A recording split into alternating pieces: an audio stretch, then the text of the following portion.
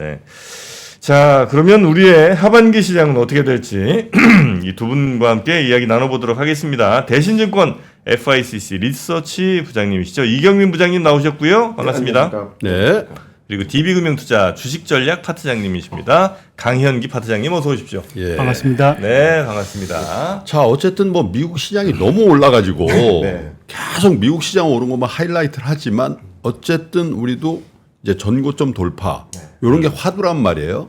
자, 투자 전략을 책임 맡고 있는 두 분의 입장에서는 현재 우리 한국장 어떻게 보시는지, 예. 대신증권의 이경민 부장부터 한번 들어보죠. 저는 채권금리 등락에 따라서 한국 증시가 굉장히 예민하게 구는 건 맞거든요. 예. 성장주 비중이 높고 그리고 외국인 선물 매매도 채권금리에 연동되다 보니까 네. 그런데 6월, 7월 들어서 좀 분위기가 바뀌고 있죠. 채권이 예. 레벨 다운되다 보니까 이게 채권 매입이라는 거는 채권 금리, 채권 금리, 네, 미국 채권, 네, 네. 미국채 채권, 10년 금리. 네. 마이클이 이쪽으로 조금, 예. 네, 그게 이제 예, 너무 됐습니다. 예, 그 정도 네. 하시면 될 것 같아요. 거기에 가장 민감하게 반응하는 시장이 우리 시장이다. 네. 네. 그래서 한번 채권금리 등락이랑 코스피 순위를 따져보면요. 예. 1월, 4월, 5월이 거의 꼴찌였습니다. 코스피가. 네. 채권금리 반등할 때였고요. 네. 2월, 3월은 좀 정체되는 구간이었고, 그리고 6월, 7월 채권금리가 좀 떨어지다 보니까 한국 증시가 지금 글로벌 상위권에 위치해 있거든요. 네. 이런 그림들 봤을 때 향후 금리나 사이클이 도래되고 이 와중에 뭐 삼성전자 실적도 서프라이즈가 나오고 네. 실적이 뒷받침되는 상황에서 금리나 사이클이 맞물리게 된다면 저는 하반기 상승세는 지속될 수 있다라고 생각하고 있고요. 다만 최근 조금 걱정스러운 것은 말씀하셨듯이 미국이 너무 쉬지 않고 올랐다는 그러니까. 점. 그리고 두 번째로는 지금 시장이 흘러가는 게 경기가 나쁜데 금리나 더 빨리 할 거야라는 기대감이지 않습니까? 네. 이게 언제 또 변심할지 모르는 상황이거든요. 네. 그래서 등락은 있겠다. 9월 FOMC에서 저희는 금리 나가는 수를 열어놓고 있지만 그 전에 등락은 있을 수 있는데 그렇다 하더라도 추세가 꺾인다라기보다는 올해 말 그리고 내년 상반기까지는 상승 추세가 좀 이어지는 그런 구간이다라고 생각하고 있습니다. 자, 그러면 이번에는 네. 네. 파트장님. 예. 여기 보니까 지나가시는 분하고 눈이 좀 마주쳐서 굉장히 재밌네요. 한번 시장에 대해서 네. 제가 생각하는 건 이렇습니다. 투자자들은 항상 지금 시점에서 자신의 포트폴리오를 재평가할 수 있어야 되거든요. 네. 그러니까 물론 지금까지는 저희 코스피가 양호하게 잘 올랐는데 앞서서 부장님께서도 말씀하셨지만은 요즘 펀더멘탈이 둔화되는 모습들이 곳곳에서 관찰이 됩니다. 지금까지 괜찮다는 건 6, 7월 괜찮다는 말씀이신 거죠? 아니면 상반기 전체? 뭐 상반기에 지금까지 누적으로 보면은 뭐 연초부터 네. 지금까지 나쁘지 않아요? 괜찮아요? 나쁘지 않았죠. 그래요? 시장이 그런데 요즘에 뭐 예를 들어서 ISM 제조업 지수라든지 이건 보통 우리 코스피하고 같이 갔거든요. 그런데 오히려 ISM 제조업이 내려오는데 저희 코스피는 더 위로 슈팅한다든지 그러니까 이러한 것뿐만 아니라 여러 펀더멘탈 지표들은 내려가고 있는 모습이 보여요. 그러니까 그럼에도 불구하고 주식시장이 조금 더 올라가고 있다는 건 저희가 하반기 일정 시점에서 리스크 관리가 필요하지 않을까. 요렇게 조금 안 좋게 보시는구나. 맞습니다. 이경민 부장님은 금리 이제 어쨌든 제일 민감하게 반응하는 게 우리 시장이고 금리에 네. 그러니까 이제 금리가 약간 밑으로 가는 방향이라면 우리 시장은 좋을 수밖에 없다는 거고 우리 파트장님은 지금 뭐 여러 경기 상황을 볼 때 꺾이는 게 지금 한두 가지가 아닌데 이 상황에서 주가가 좋을 가능성은 매우 낮은 것 같다. 그래서 좀 밑으로 봐야 된다. 그 정도 차이가 있으신 거구나. 근데 외국인이 22조를 샀어요. 외국인이 이렇게 출창 사는 거는 뭘까요? 강영기 파트장님. 두 가지 이유 때문인 것 같아요. 네. 우선 첫 번째로는 뭐 제가 앞서서 뭐 상반기에 긍정적인 흐름이 나타났다고 코스피 언급은 드렸지만은 글로벌 전체로 보면은 네. 저희 코스피가 뭐 이런 말도 있지 않습니까? 전쟁이나 국가보다도 YTD 수익률은 저조했다. 네. 상대적으로 좀 키높이가 달랐던 거죠. 네. 그래요. 그리고 또 두 번째로 보면은 저희 원화 가치, 통화 가치가 네. 좀 많이 하락했다는 점. 이제 신규 진입자 입장에서는 이게 좀 매력적일 수 있습니다. 특히 해외 투자자 입장에서는. 그러겠죠. 그래서 이제 지금까지는 들어왔고, 그럼 이제 이후 외국인 자금이 추가로 더 들어올 수 있느냐 이걸 생각을 해봐야 될 것 같아요. 뭐 지금 이제 펀더멘탈 지표가 흔들리고 있는 거 요런 걸 봤을 때는 차후로 하반기 전체로 보면은 외국인 자금의 추가 유입은 상반기보다는 확실히 저조하거나 오히려 이탈할 가능성도 존재하지 않을까. 전 이렇게 생각하고 있습니다. 이경민 부장은요. 저는 최근 들어왔던 흐름에 있어서는 뭐 코스피를 샀다라고도 볼 수 있겠지만 전적으로 뭐 반도체 뭐 압도적으로 많이 샀고요. 네. 그리고 저 밸류 프로그램에 대한 기대감들 네. 이런 것들이 좀 반영되면서 외국인 수급이 굉장히 강하게 들어온 것처럼 보이지만 한국 증시 전체를 샀다라고 보기 좀 어렵거든요. 네. 그런데 왜 들어왔을까를 보면 일단 싸다라는 거죠. 지금 코스피가 2,870을 넘나들고 있는데 10배가 안 됩니다.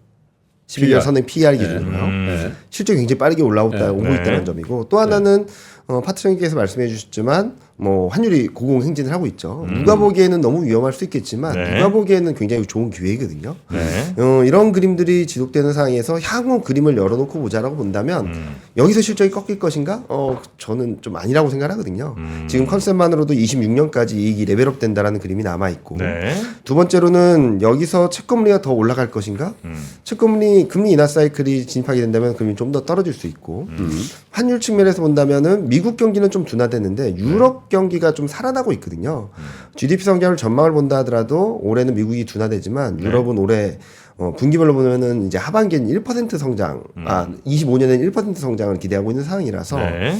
그렇게 되면 달러는 약세로 갈 수 있다라고 볼 수 있겠죠. 그래서 지금 시점에서 많이 들어왔다라고는 하지만 네. 향후 변할 수 있는 지금 같은 그림들이 지속될 가능성이 높다라고 본다면 유입 강도에 대한 부분들은 조금 논란이 있다 하더라도 네. 외국인 수급 방향성, 순매수 방향성은 계속되지 않을까라는 전망을 근데 이제 드리고 우리 있습니다. 기업들이 이제 수출 잘 됐잖아요. 네. 근데 지금 이렇게 잘 된 건 그래도 뭐 중국이 막 좋아서 잘 된 건 아닌 것 같고 네. 중국이 좀 안 좋은데도 불구하고 뭐 유럽 특히 이제 미국 쪽이 미국 이제 굉장히 잘 됐죠. 좋았으니까 잘 간 건데 네. 방금 말씀 주신 대로 미국이 꺾이고 네.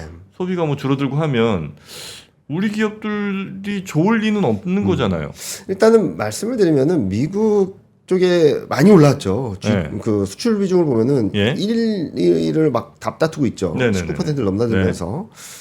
그런데 미국이 경기가 안 좋아진다라고 해서 이게 꺾여서 망하는 거냐라는 걸 봐야 되는 거죠. 그러니까 지금 GDP 성장률이 지난 분기도 그렇고 지지난 분기도 그렇고 3%에 육박합니다. 전년 대비로 보면 네네네. 너무 뜨겁다는 거죠. 이게 식어가는 거지. 미국이? 예, 미국 경기가요. 훅 꺾이고 이게 아니고. 예, 식어간다는 얘기지 이게 여기서 이렇게 완전히 무너지는 그림은 아니라는 거고 또 하나는 제가 자꾸 미국은 좀 둔화된다 하더라도 중국, 유럽이 올라오면 좋다라고 말씀드린 이유는 대중국 수출 비중을 보면은 미국이 많이 올라와서 19%고요. 중국하고 유럽을 합치면 33%입니다. 네, 그러면은 한국 기업 입장에서는 네. 미국이 좀 슬로해진다라고 해서 충격을 받고 타격을 받는 것보단 유럽하고 중국이 얼마나 올라오는지에 따라서 수출에 대한 모멘텀은 계속적으로 이어질 수 있지 살아있다. 않을까라는 생각을 하고 있습니다. 같은 맥락에서 강 파트장님 우리 기업들의 실적에 대한 것, 특히 수출로 인한 실적 호조세의 연장 가능성에 대해서는 이경민 센터장의 의견과 견줘서 어떤 생각을 갖고 계시냐? 저희가 지금 컨센서스 기준으로 보면 이렇습니다. 물론 1분기 때는 전년 동기비 대비해서 50% 이상 예, 이제 실적이 나왔고 뭐 잘 나왔죠. 요 정도면. 그런데 올해 2분기, 3분기, 4분기 전부 다 전년 동기 대비해서 거의 60%대, 뭐 70%대 성장한다고 나와요. 예. 근데 요 정도 성장했을 때가 과거를 보면 금융위기 직후 그리고 팬데믹 직후 위기 직후. 예.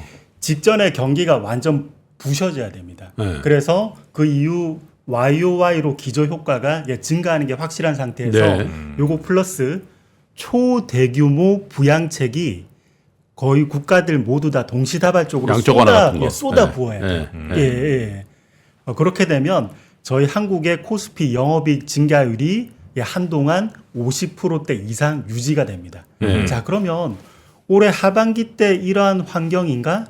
이걸 한번 생각을 해봐야 될 것 같아요. 네, 제가 볼 때는 지금 현재 펀더멘탈은 지금 매크로는 지금 둔화하고 있거든요. 이거는 물론 매크로가 꼭 영업이익과 결부되는 건 아닙니다. 하지만 매출액과는 굉장히 연동이 많아요. 매출액이 조금은 이제 슬로우해질 수 있다는 거죠. 네. 그러면 이거 대비해서 영업이익 컨센은 다소 과도해진 거 아닌가? 예, 이런 생각이 듭니다. 아, 지금 컨센은 조금 높은 것 같다는 말씀이신 거죠? 맞습니다. 높게 잡았다 너무 예. 애널리스트들이. 예. 아, 그럼 실제로 만약에 애널리스트들이 잡은 거보다 원래 이제 보통 조금 덜 나오면 뭐 나쁘지 않은 실적이라도 주가에서는 좀 많이 그렇죠. 밑으로 떨어지죠. 그런 거가 그렇게 나오기 전 단계가 주가 오버슈팅했다고 하는 거죠. 통상. 통상은. 네. 아, 그러면 만약에 그런 시나리오라면 그냥 우리 시장은 조정 정도가 아니라 꽤 빠질 수도. 그럴 가능성은 충분히 있다라고 생각을 하는데요. 네. 일단은 지금 사이클이 저는 2016년, 17년하고 굉장히 비슷하다. 16, 17이요. 네. 네. 그때 한번 생각을 해보시면 2016년 초에는 그때도 반도체 감산이 있었습니다. 예. 그래서 2016년 들어서 돌아서면서 좀 턴어라운드 한다 막 그랬었고요. 2017년을 생각을 해보시면 제가 2017년에 IT 반도체를 추천했다가 되게 제지를 당했거든요. 2016년 말에. 당해요? 왜냐면은 턴어라운드는 맞아. 근데 반도체가 그렇게 세게 치고 못 가라는 얘기들이 되게 중론이었어요. 그런데 거기 2016년도 말 같은데. 그렇죠. 2016년 말에 맞아. 2017년도 2017년도에는 뭐 반도체 랠리 왔네. 날라갔죠. 2017년에는 네. 턴어라운드네. 그러니까. 빅사이클이네. 우와 슈퍼 사이클이다 하다가 10월달에 정점을 찍고 꺾였거든요. 그때랑 좀 비슷한 환경이 아닌가라는 생각을 하고 있죠. 그때 보면은 시장 흐름들을 보면은 IT 전반이 잘 움직였고요. 중국 경기가 좀 회복되면서 시클리컬이 같이 움직이는 되게 독특한 장세가 나타났었습니다.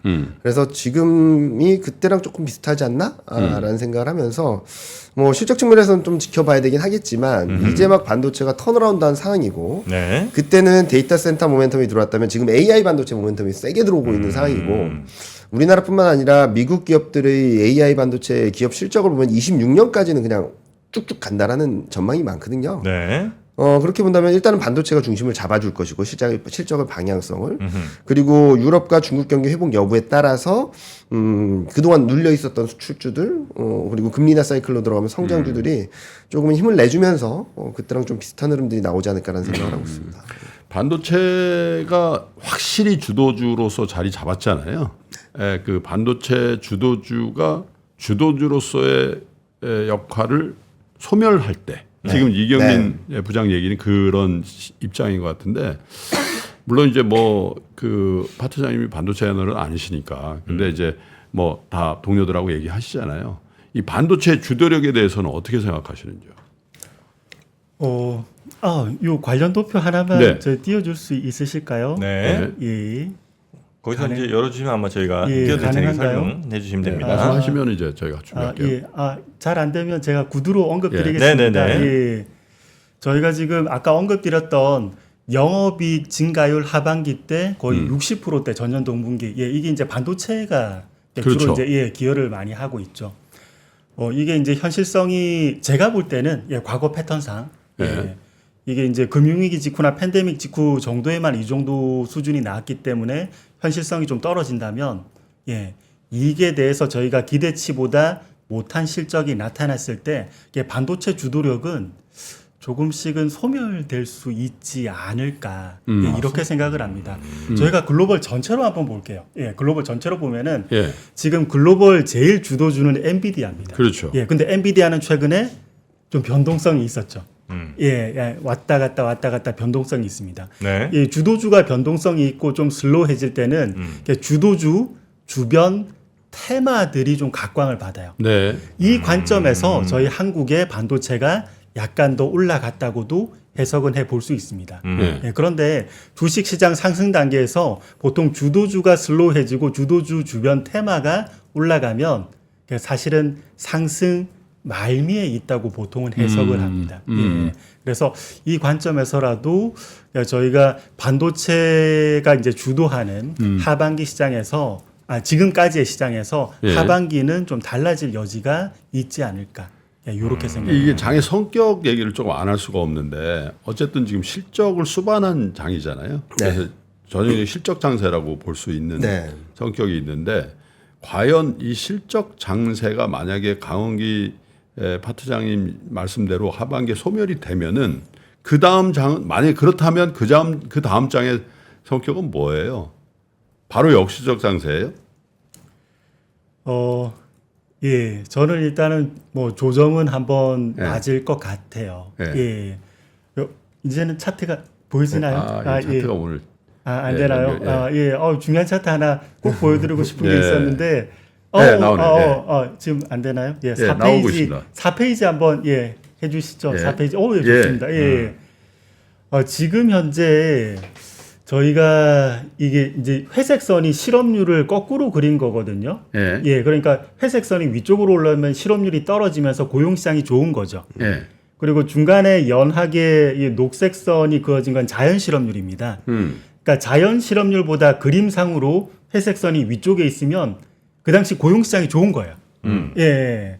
그럼에도 불구하고 예전에 자연 실업률보다 실업률이 양호한 상태에서도 그 모멘텀이 둔화하면 미국 주식 시장은 지금까지 곱게 넘어간 적이 좀 드물었습니다.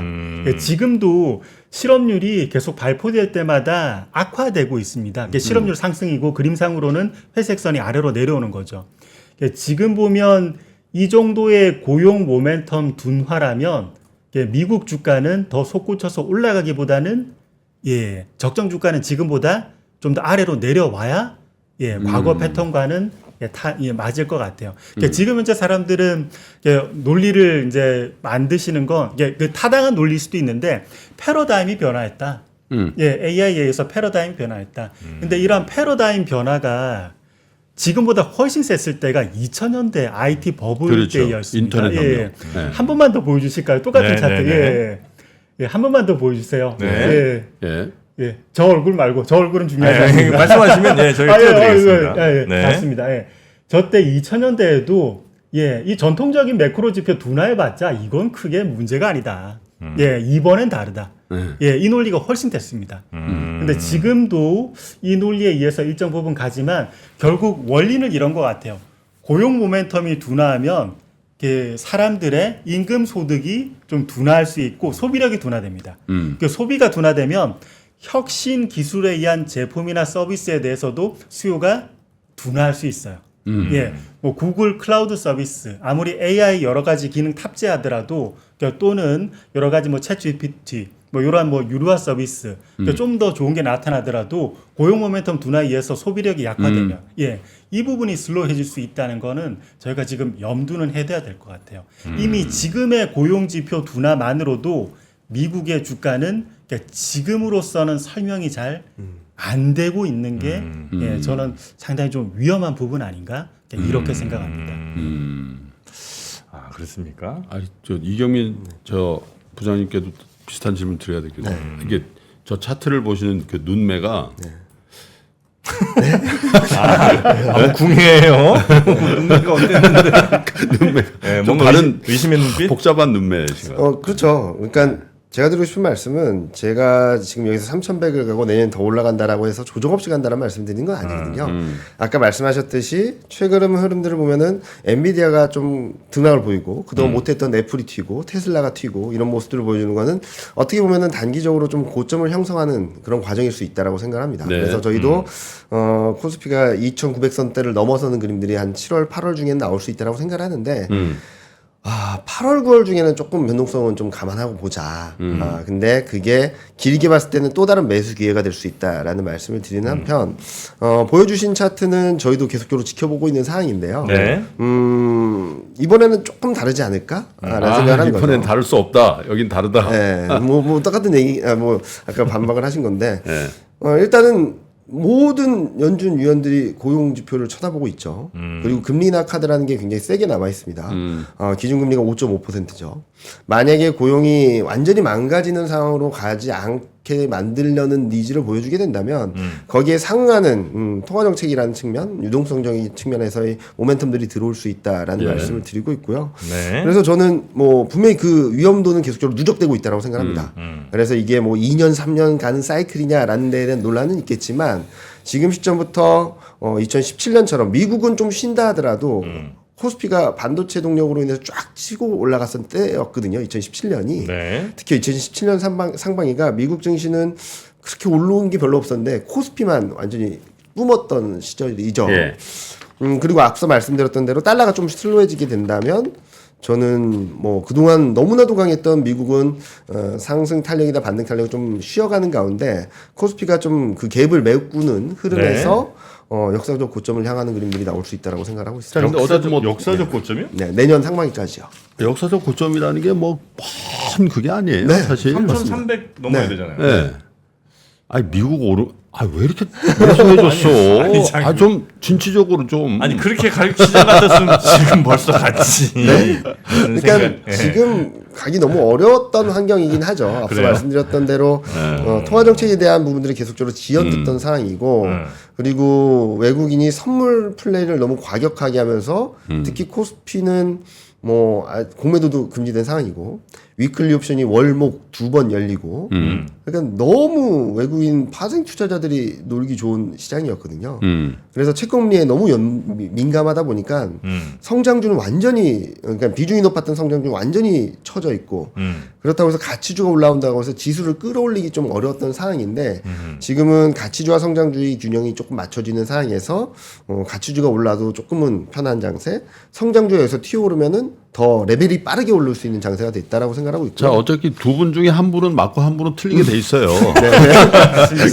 둘 다 틀리는 방법 없나요? 둘 다 맞고 둘 다 틀리는 경우는 없어요. 네. 그러니까 이제 조정이라는 말씀, 조정이 있을 수 있다는 말씀으로 약간 이렇게 이 표현을 좀 물을 타시기도 하고 또 뭐 저 파트너님도 뭐 표현을 그렇게 하셨을 뿐 제가 볼 때 굉장히 선명한 뷰가 네. 엇갈리고 있는 거예요. 맞습니다. 자, 그러면 우리는 여기서 이렇게 가보자고요.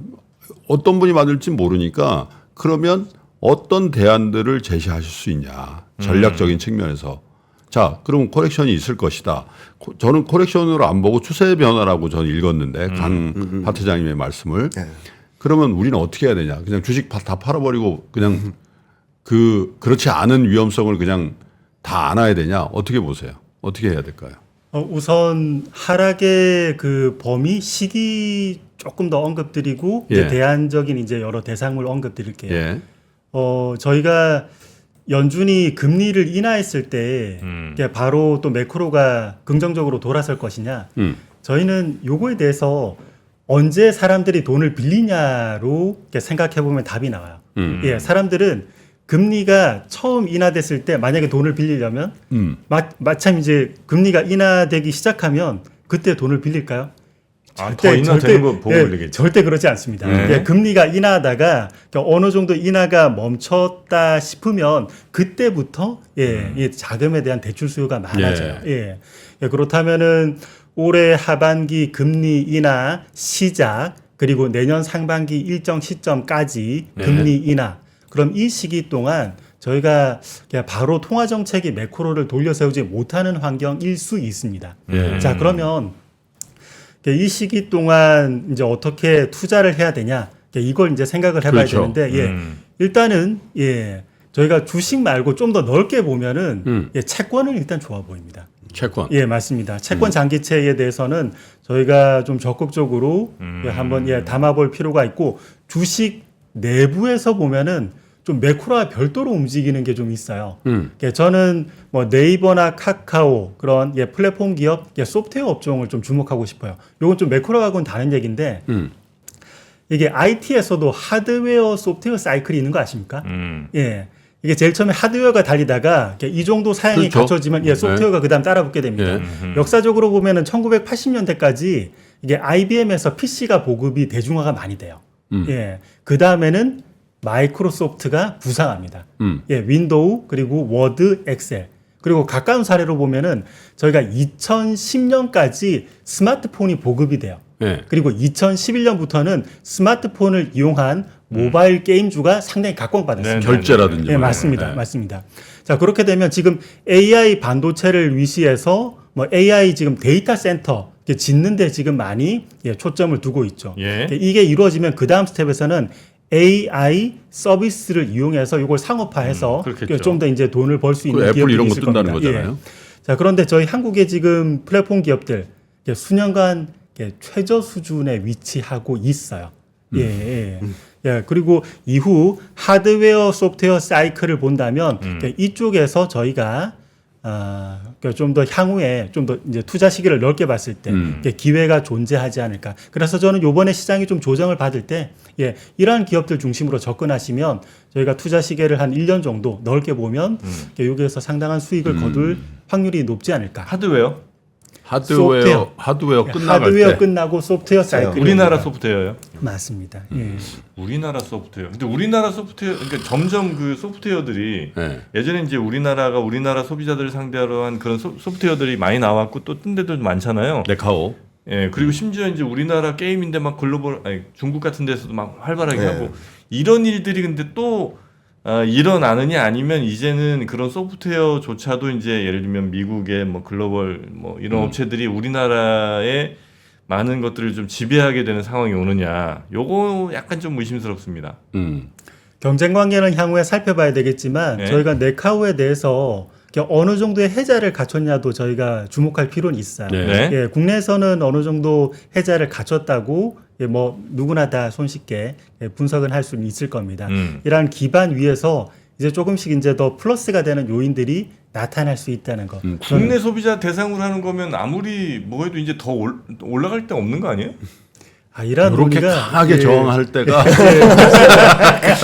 맞습니다. 상반기 때 저는 이제 화장품 히스토리 아니까. 화장품 올라가기 전에 저희가 토론할 때도 이런 논의가 있었습니다. 맞아. 내가 그때도 막 화장품이 너무 강하게 반발을 하시더라고요. 요런 거 인덱스로 만들고 싶어. 아니 중국이 어차피 이제 자기네 브랜드 나왔는데 우리 맞습니다. 화장품이 뭐 어떤 무슨 경쟁력이 있단 말입니까? 요 얘기하고 그때부터 화장품 날라갔습니다. 맞습니다. 자, 이경민 부장님은 그러면 자, 상승 추세가 조금 더 이어지거나 아니면 조정이 있더라도 아까 실적 기준으로 2026년까지 시장을 봐야 된다라는 입장이시라면 지금 주도주 계속 홀드해요? 뭐 중간중간에 등락은 있어서 샀다 팔았다 트레이딩 관점에서 접근은 가능한데 지금 주도주 중에서 반도체는 저는 변함없다라고 생각하고 있고요. 그리고 자동차도 괜찮다라고 보고 있고요. 다만 주도주라고 하는 걸 뭘로 봐야 될까라는 게 고민이겠죠. 올라갈 때 같이 올라가고 조정받을 때 같이 조정받는 게 전 주도주라고 생각을 하거든요. 그래서 그동안 부진했던 애들이 오히려 다음 단계에서는 시장 레벨을 올라갈 때는 같이 움직이지 않을까라는 생각을 하고 있어서 저는 아직까지는 주목받고 있지 않지만 뭐 파트장님이랑 비슷한 인터넷 기술을 지켜보고 있고요. 2차 전지도 실적에 대한 신뢰도만 쌓으면 지금 레벨에 있을 레벨은 아니다. 라는 말씀을 드리고 있어서요. 궁극적으로 말씀드리면 반도체, 자동차, 조선은 실적 측면에서 좀 편할 수 있는 업종. 그리고 인터넷하고 2차 전지는 성장주로서 가격적 측면. 가격적 측면에서 일단은 접근을 하되 이제 하반기로 가면서 실적에 대한 신뢰도만 조금 회복하면 하반기 실적으로 레벨업 된다는 전망이 아직까지 유효하거든요. 그런 부분들을 재평가하면서 지금 레벨보다 훨씬 더 높은 수준으로 인터넷 2차 전지가 그렇게 보고 있습니다. 2차 전지가 그 실적이 레벨업이 되나요? 지금 컨센은 4분기를 저점으로 1분기도 올라오긴 했어요. 내년 1분기? 아니 올해 1분기요. 올해 1분기? 네, 올라오긴 했는데 문제는 뭐였냐면 컨센서스 대비 18% 하회했습니다. 쇼크였어요. 그리고 2분기, 3분기, 4분기도 올라가는 그림이거든요. 근데 못 믿겠다라는 거죠. 너네를.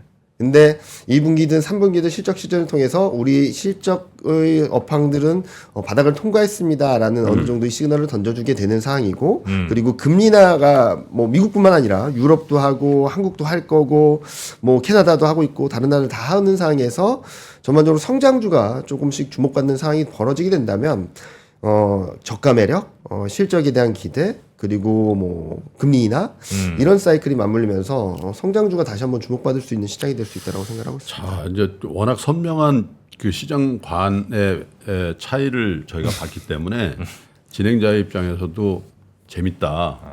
그리고 한 분은 힘들겠지만 우리는 어차피 한 분은 또 건질 수가 있으니까 그런 딱 그 보험을 든 느낌이 있었는데 잔인하죠. 그래서 원래 두 분 모시는 거잖아. 그런데 야, 네이버 카카오에서 연합을 해버리시네 이분들이. 같이 갈 수가 있는데. 네이버 카카오. 네이버 카카오. 저는 이제 네이버 카카오도 사실 저항하고 싶거든요.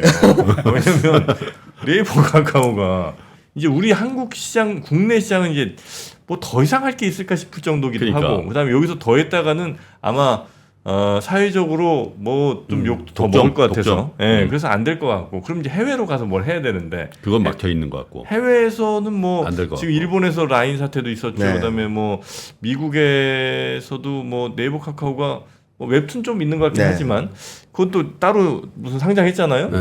무슨 요 정도 수준이 이제 퇴근길에 네. 이 과장 정 차장 이렇게 모여가지고 이제 담배 피면서 술 먹으면서 할 때 좌중을 압도하는 그렇죠. 논리란 말이에요. 이게 과장님 뭐 네이버 샀다고?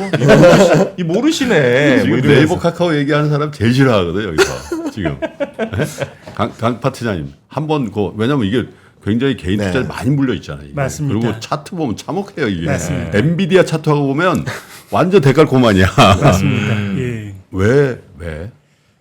조금만 더. 그러기 때문에 이렇게 수년간 최저가로 떨어졌죠. 네. 예. 그러니까 주가에서 가장 긍정적인 소식이 이렇게 주가가 낮다는 거고요. 네. 예, 가장 부정적인 소식은 주가가 너무 높다는 겁니다. 앞서 언급드렸던 그런 여러 가지 이렇게 분들이 말씀하시는 거 이미 충분히 이제 가격에 반영이 완료가 된 상태라는 점이 네. 전 오히려 좀 편안하게 접근할 수 있지 않나. 가격 이렇게 낮다는 건 생각을 저도 합니다. 인정입니다. 예. 그럼 여기서 뭘 더 기대해요? 그렇다고 막 무슨 저 자동차 부품주처럼 뭐 PBR 뭐 0.3배 이런 것도 아니잖아요. 그러니까 네이버가 만약에 예. 착실하게 돈 벌고 착실하게 이익 내는 그런 그냥 이른바 가치주처럼 이제 가게 되면 지금의 PBR, PER도 뭐 별로 이렇게 낮은 것도 아니고 뭐 성장주도 아닌데 무슨 그런 배를 줍니까? 자, 우리가? 이경미 네. 선생. PER은 이미 2015년 이후 최저치로 내려왔습니다. 저 얼마죠 지금? 15배입니다. 그러니까 15배잖아. 여기 3배를 얘기한다 이거 지금. 네? PER이 예를 들어 뭐 5배쯤 됐다. 이러면 오케이 할 수 있죠. 성장주가 아니라고 생각하는. 네, 이제는 뭐 그냥 돈 착실히 버는 그런 가치주라면. 일단은 하나 말씀드리면은 네. 지금 2023년 8월 달에 생성형 AI 서비스를 굉장히 라인업을 잘 깔아놨어요. N사가. 근데 1분기 때, 1분기 때 다들 기억이 없으실 수도 있는데 거기서 광고 수익이 잡히기 시작했습니다. 어디에서요? AI 서비스를 통해서 아, 그래요? 광고 수익이 잡히기 시작했어요. 네이버 클로바 X 뭐 이런 거? 예, 예. 그게 여러분들은 저도 안 쓰긴 하는데 그 라인업을 워낙 잘 깔아놓다 보니까 그걸 활용해서 광고 수익이 잡히기 시작했거든요. 네. 그런 부분들로 인해서 AI 서비스가 활성화된다? 일단은 B2B는 좀 어렵겠지만, B2C는 좀 어렵겠지만 B2B부터 수익성을 잡히게 된다라는 그림들. 그리고 아까 말씀하셨듯이 네이버 웹툰이라는 이런 것처럼 해외 상장 또는 해외 쪽에서의 성장성을 계속적으로 재평가받고 있기 때문에 네. 저는 지금 밸류에이션 레벨은 너무 싼 구간이다. 라는 생각을 하고 있죠. 이거 한 번만 더 저항해도 됩니까? 하지 마요. 한 번만 해요. 자, 봐봐요. 지금 과거에 무슨 저 네이버 같은 데가 그래도 강점을 가진 건 우리나라 언어를 쓰는 우리나라 이제 업체인 거잖아요. 그래서 그걸로 이제 꽤 잘 갔죠. 이제 일종의 언어적 해자라고 저는 봤는데. 그래서 네이버 카카오가 사실 영어나 뭐 이런 거에 비해서 우리나라 언어까지 이렇게 워낙 이제 우리나라만 쓰는 언어니까 오기 어려워서 이제 이 두 회사가 전 잘 됐다고 봅니다. 근데 지금 이제 AI 시대는 말 그대로 그냥 통번역은 전혀 어떤 그 거침이 없어지는 세상이 되는 거잖아요.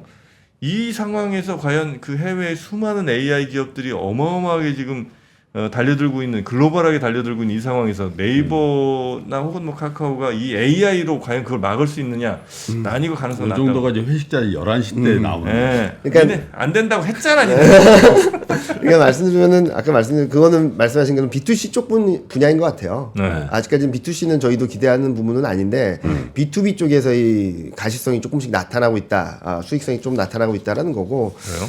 두 번째로는 국내 경기나 금리나 사이클을 통해서 국내 경기가 조금이라도 살아나게 된다면 광고 수익 좀 잡힐 수 있고 또 하나는 뭐 작년에 뭐 미국 소프트웨어 기업들이 엄청난 수익을 거뒀지 않습니까? 그 이유는 테무랑 알리익스프레스가 어마어마한 광고를 던져줬었기 때문이기도 하죠. 아, 이게 좀 태무입니다. 그래서 저는 네. 전반적인 흐름들을 본다면 뭐 지금보다 얼만큼 성장성을 재평가해 줘야 되냐에 대한 논란들은 당분간 있을 수밖에 없어요. 근데 그럼에도 불구하고 주가는 너무 싸다, 저평가돼 있다라는 상황에서 트레이딩 관점에서 접근 충분히 가능하다 1차적으로 보고 있고 2분기 실적에서 어느 정도 가시성을 또 한번 보여주게 된다면 그때부터는 좀 다른 스토리가 될 수 있겠죠. 네. 자, 강 파트장님. 제가 그냥 단답형으로 두 분 다. 네. 11월 초에 미국 대통령 선거에서 누가 될 거라고 보세요? 이건 뭐 전문가가 아, 예, 아니까 그냥 마음속에 예, 다 있잖아요. 예. 누가 될 거라고 보세요? 저는 뭐 이건 상당히 조심스러운 부분이긴 한데, 예, 제가 생각하는 시나리오대로라면 경기 부진이니까 예. 바이든 현 대통령에게 불리한 그러니까 트럼프가 될 가능성이 맞습니다. 높다. 예. 이경민 부장님은 전 그래도 바이든이 될 가능성이 높고. 바이든? 네. 자, 그래서 그래요? 자, 이것도 갈리네. 오. 강 파트장님 그 트럼프가 된다라고 전제해서 뭔 작전을 짜야 되잖아요. 예. 특히 그러면 투자 전략이라는 측면에서 만약에 트럼프가 되겠다고 생각하는 여기도 한 60% 이상은 아마 트럼프가 될 수도 있다라고 생각하시는 것 같아요. 구독자 여러분. 넘을 것 같은데. 그러니까 그러면 어떤 전략을 짜야 돼요? 트럼프 된다면 몇 달 저희가- 안 남았거든 사실. 예, 저희가 이 개인 투자자분들, 모든 투자자분들 항상 이제 좀 염두에 두실 게 예. 어떠한 정치 이벤트 이런 게 결정적인 역할을 할 거라고 생각하는데 예. 사실은 그렇지 않습니다. 예, 저희가 2016년 11월이었죠. 그때 아마 기억나실 겁니다. 힐러리 후보가 되면 시장이 우호적이고 이제 트럼프 대통령이 트럼프 후보가 그 당시 후보가 되면 나간다 그랬죠. 시장이 정말 큰일 난다고 했습니다. 예, 당일 일간 변동성도 엄청났죠. 예. 그런데 막상 트럼프 대통령 당선되고 나서는 시장은 오히려 날아갔어요. 16년 말, 17년, 18년 어느 상반기까지 굉장히 좋았습니다. 오히려 그 당시 상황 논리가 중요해요. 심지어 저희가 브렉시트 되면 정말 세상이 엄청난 큰 변화로 큰일 난다고 됐습니다. 그날 그 서킷 브레이크 걸리고 난리 났었잖아요. 하지만 그 이후로 보면은 그 이후로 시장 굉장히 또 멋지게 올랐습니다. 그래서 저희가 이러한 정치 이벤트, 특히나 또 미국은 시스템에 의해서 움직이는 국가이기 때문에 물론 대통령은 중요한 자리입니다. 많은 영향력을 행사할 수 있지만 미국은 시스템이 좀 더 지배적인 국가이기 때문에 바이든, 트럼프 그 양 후보들 누가 대통령이 되더라도 저희가 그 당시 상황 논리를 조금은 더 초점을 맞춰야 된다. 그러면서 그래도 시장에는 수혜주, 피해주를 구분하더라고요. 예. 트럼프가 됐을 때 수혜, 피해. 예. 그게 뭐 친환경이라든지 이런 거 그냥 너무 쉬운 구분인가 이것도? 또 역사적으로 보면은 저희가 어떠한 이벤트, 뭐 예를 들어 조류독감 이런 거, 피해주, 수혜주에서 수혜주로 들어가면 오히려 시간이 지나면 수익률이 안 좋아요. 피해주에 접근하면 오히려 수익률이 좋습니다. 그래요. 굉장히 재미있는 현상이죠.